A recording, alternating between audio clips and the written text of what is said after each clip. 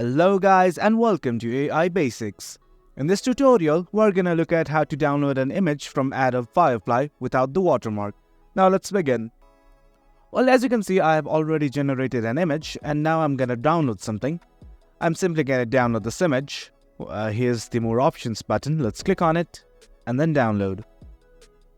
Now here is a pop-up which says content credentials will be applied to let people know it was generated with AI, and the content credentials will note when your creation used a reference image. Now let's simply download it. Let's click on this continue button. Let's look at the image. And here you are. There is a watermark of Adobe Firefly. We want to download this image without this watermark, so let's look at it. So here's the image right now. I want to open the inspect mode on my browser.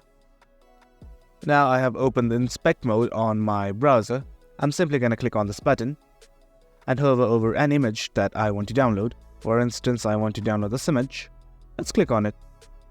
And right here it has highlighted something. And now there is something called SRC that has been highlighted. Simply right click on this link that is on SRC and open in a new tab.